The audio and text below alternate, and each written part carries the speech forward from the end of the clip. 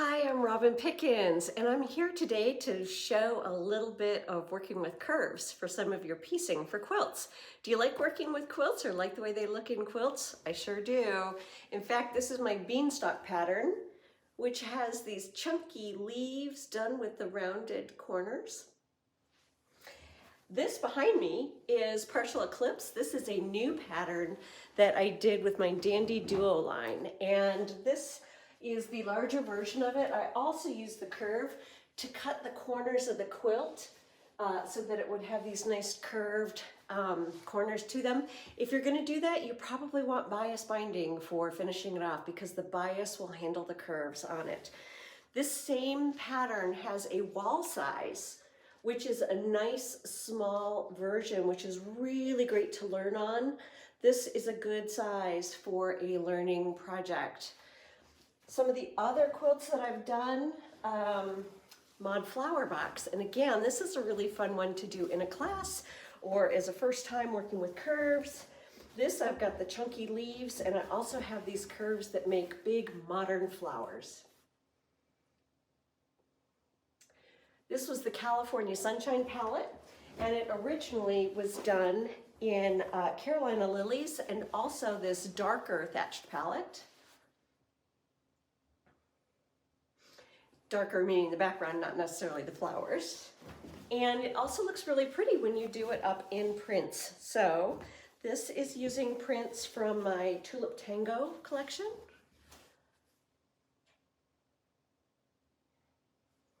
And I've made it in Carolina Lilies. This is a really fun quilt as well because you do the curves, but you don't do quite as many of them. So I think it's a really good project for learning curves on. So if you want to get a couple tips on doing the cutting and the sewing and the pressing for curves, then keep watching because I show you how I go about it. Let's talk about making a template. So in these three patterns, I've got a template that's included which shows what you're going to make as a template for these curved pieces that you're making. So what I like to do if I don't have a specialty ruler is get a nice thin piece of like a lightweight cardboard.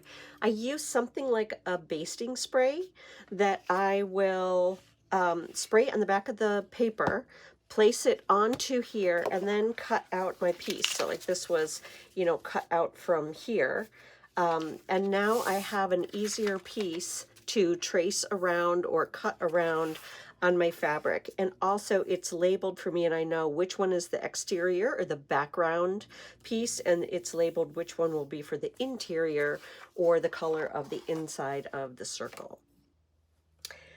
If you do not want to make templates and be tracing or cutting according to the templates, a more accurate and I believe easier way to cut your curves is going to be using a specialty ruler. The two that I know work with my patterns are the Creative Grids Circle Savvy ruler and the Color Girl Quilts Classic Curves ruler. Both of these will work for the sizes that I have spec'd in my patterns. All right, so if you're going to use a specialty ruler, there's a couple tips for cutting with those. And even on the template, this one applies. When I'm cutting a piece off, it's really easy for me to confuse the sizes on what I cut off. Like this is the correct size I need for my inside. So whenever I cut a piece off that's incorrect, I like to put it to the side. I like to make a scrap pile. And right away, I flip it to the back side and I put it with the scraps. So if I've cut this off, this is my scrap. I'm going to flip it upside down. I'm going to put it in the scrap pile right away so I don't confuse my pieces. I'm easily confused. Now, first one I'm going to cut with is the Circle Savvy ruler from Creative Grids. I use this one a lot because it has such a big range of sizes on it. You need to read the instructions that come with the ruler to help you figure out what size grids you are cutting in. I know that for this particular project, I know which grids I'm cutting in. I've already marked them with some washi tape on the side of my ruler. One of the biggest mistakes I see people make has to do with where they are lining their fabric up. There is a seam allowance line and a fold line. You only use the fold line if you are making half circles or full circles. If you are doing a quarter circle like we're doing today, you are always going to line up to the seam allowance. A half circle, you'll have a seam allowance on one side and a fold circle on the other. A circle, you'll use both fold lines. But we are doing a quarter curve. So I'm going to line up the corner of my square with the seam allowance line. And I know that if I'm cutting the background, my white is my background, I want the background to be more fabric this way so that my seam allowance to the center is being accommodated for. Again, please refer to your instructions for figuring out the correct sizes. All right, so here's my background. This is the incorrect piece I'm going to put to the side immediately. Now for the inside piece, I'm going to line up to the same mark here, and now I am cutting a piece that's bigger this way to accommodate for the seam allowance. I like using the smaller rotary cutter because this blade will handle better inside these grooves, especially as they get smaller, than a larger rotary cutter. A larger one will work on these bigger curves. As you get smaller, this is really going to be handier for you.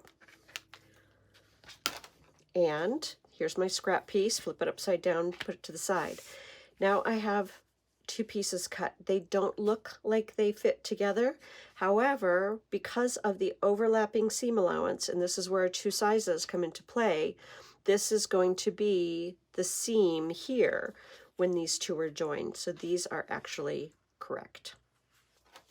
The next ruler that I'm going to show you is the Classic Curves ruler. This is from Color Girl Quilts. This is a smaller ruler. It does not have as many sizes. However, there is another ruler which gives you other sizes. So you can get the whole continuum of sizes on one ruler, or you can have a couple different rulers to get your sizes. This is similar in terms of having, you know, your sizes marked here on the sides for it. However, this one is talking about the actual measurement of the quarter circle versus a full circle. So I'm using a little bit different math to figure out my sizes here, but it's the same concept really in terms of how we're cutting. So for this one, when I'm cutting the inside piece, I am actually lining up to this outer side here, and I can see the little diagram. I know that I'm going to be making a 4.5 for my circle size, so I'm going to cut that. Flip this, scrap, here's my piece that I need. For the background, it's the same concept. However, instead of lining up to this corner, I'm going to line up to the concave part. Now I'm going to cut on the 4.5 line again. This is my scrap, put it to the side. And I had the same type of a thing that I had on the other one. It fits a little differently. There's a slight difference to the curves on these two. And I think they pretty much look the same when you're finished sewing. But they both are going to have this look of the bigger piece. So when I'm getting my pieces ready to sew together, I want to have my pieces right side up. I'm going to fold this in half, make a little crease, just finger press for some marks to help me with lining up. Little creases. I'm going to do the same thing here.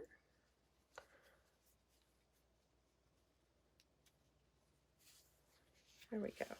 So this helps me. Now I'm going to flip, and I want to just align, helps me with my alignment. I'm going to just align on this center fold.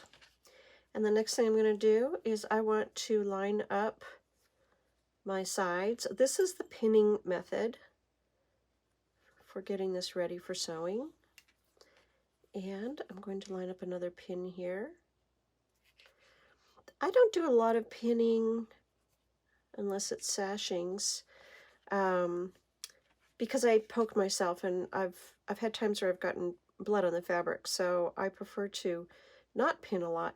So this next one, I'm going to look for the fold marks to align that. I don't know the difference that I have these really long ones. And then same thing here. I'm going to align this with the folds. And I'm going to pin. This is usually enough pins for me to put this under the machine and sew.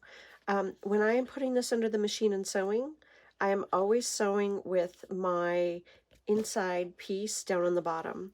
I am not going to sew this way because I'm more likely to get puckers in here.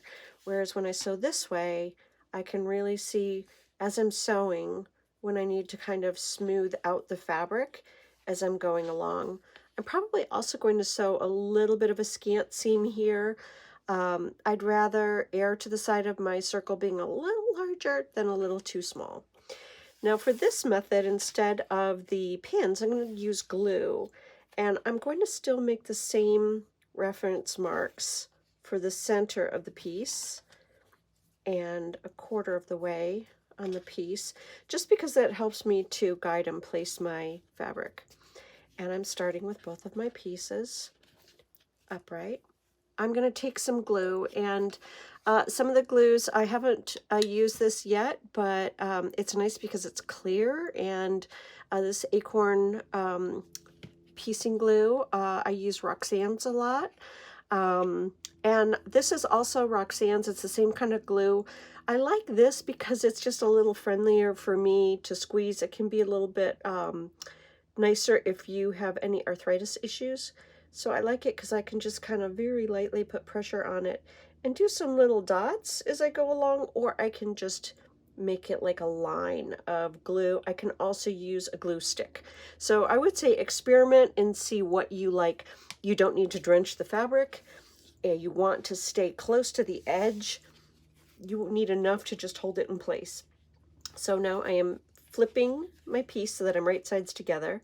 Again, I'm going to start to the center, and I'm just going to kind of work my way out, pressing down to the glue to the ends.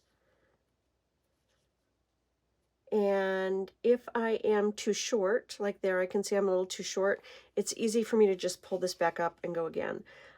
I can also work from the end going to the middle. Hope you can see this okay. And I'm kind of just pressing it down and flattening it as I go along.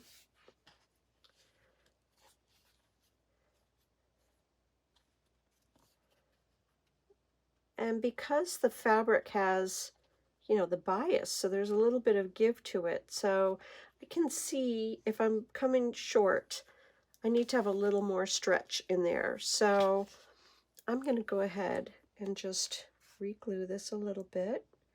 And after a while, you get into a hang of it, and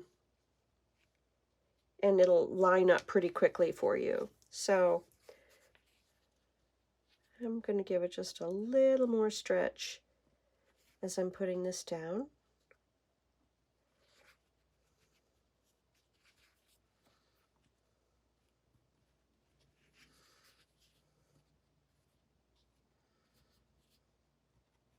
Also, it's not imperative that these match exactly on the edges because you're going to be trimming these blocks later. All right, I'm happy with that one. Now, one of the reasons why I like the glue is that for me, when I go to put this through the sewing machine, I already have a flatter edge to be sewing on, so I have fewer instances where the sewing is going to cause a pucker than when I am doing it with the pins. I tend to run into instances with a little more puckers on that. So this already makes like this flat edge for me to sew along. I like that. I also like how easy it is for me to pull it up and redo it on the positioning. I will get a couple pieces ready, then go to the sewing machine and sew these. I would recommend you do not glue a whole bunch of these and then the next day sew them, because you want to sew these while your glue is still damp. If you wait and the glue dries, it's going to be stiffer and harder to sew through. It's going to be harder to do your pressing.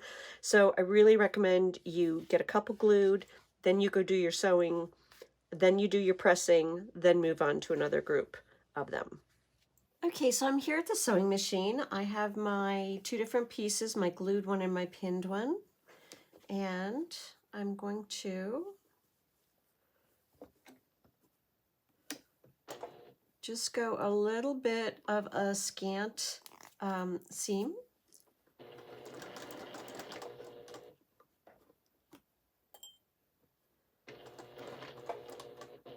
And try to make sure I'm not getting any puckers as I go along.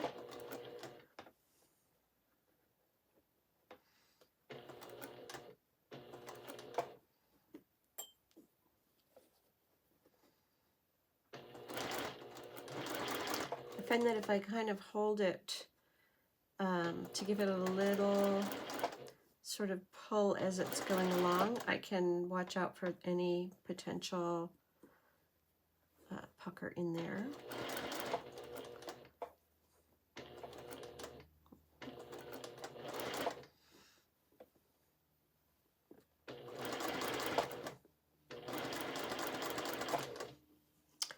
I think a big thing with the curves is really just slowing down with your sewing. I tend to be a fast sewer, and this is the time when I want to just relax my shoulders, take a deep breath, slow down, and just kind of feel my way into the curve. All right, and there is our curve. Very nice. All right, now I'm going to sew the one with the glue, and I have not found any problem with any of these glues in terms of gunking up. The needle or machine, they all have performed really well for me. I can go a little faster since my fabric already has that edge to it that's flattened, but I still want to guide the fabric to be out of the way on the left as I'm going through.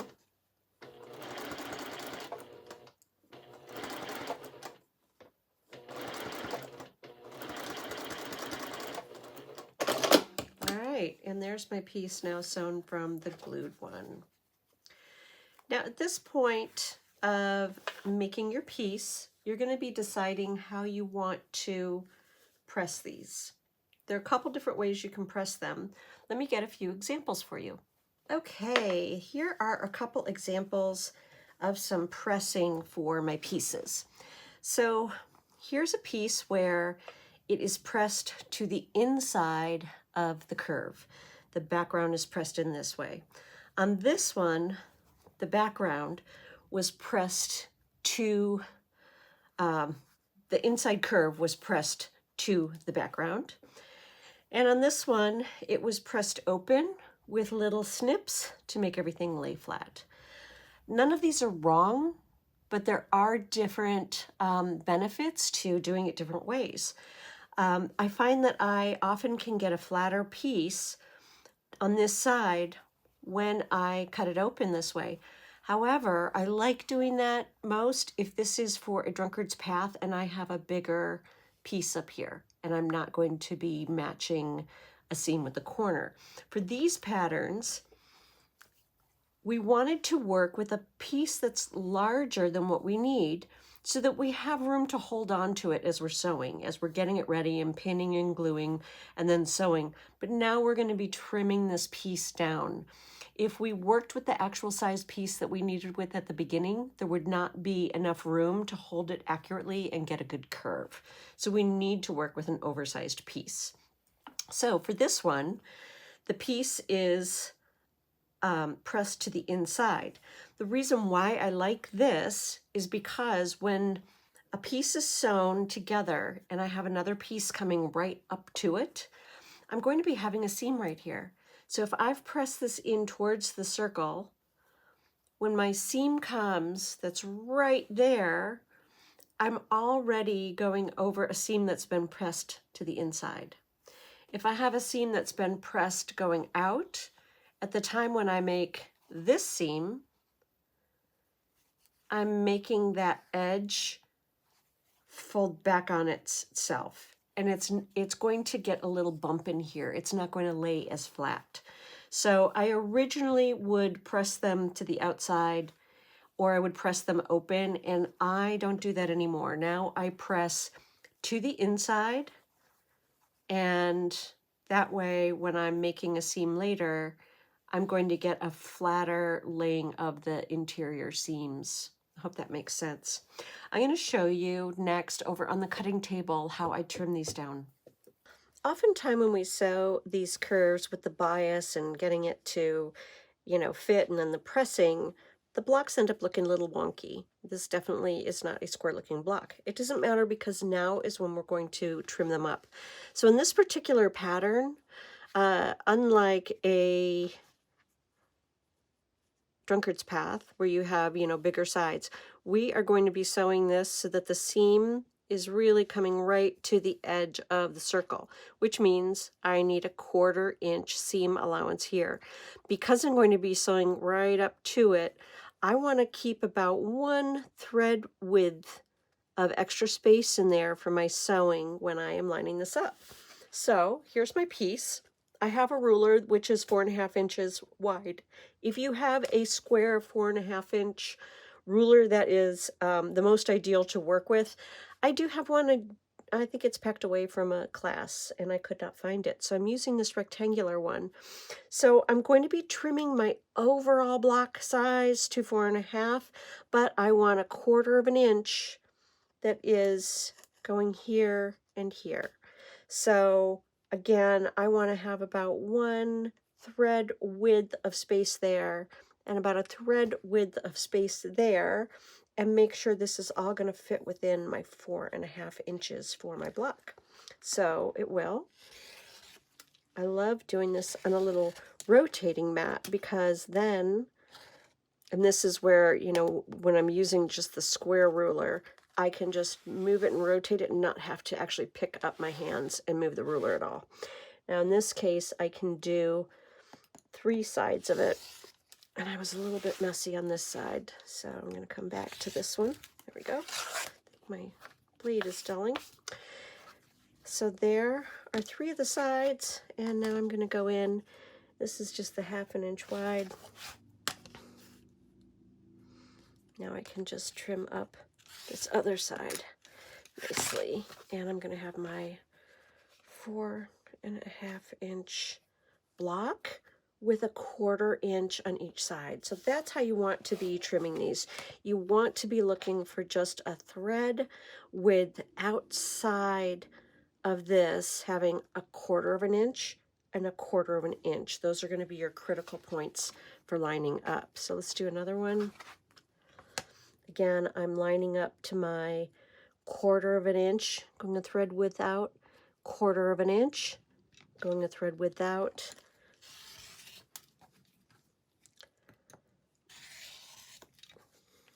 This is already a 4.5 inch wide ruler. So whatever size you're using, 5.5, 6.5, go ahead, try to work with a ruler that size on a rotating mat. It's going to make this a lot easier for you. Looks a lot neater. All right, you can see that as we then join these together, into our blocks, these are going to make our beautiful circles, half circles, 1/4 circles. These are a lot of fun to work with and try out different things. When you sew something like this together, remember the seam allowance when you're joining is going to make that look like it goes, right up to it. And as I'm sewing, I'm using this as kind of a guide that I'm trying to match as I'm, joining my pieces. So I hope you found this video helpful for a little bit of curved piecing love, and that you will be willing to try out some new ways of cutting or gluing and sewing. Curves are a lot of fun to work with. So if you like it, give it a thumbs up, like the video, please subscribe, follow along. I'll be doing some more tutorial videos, more trunk shows.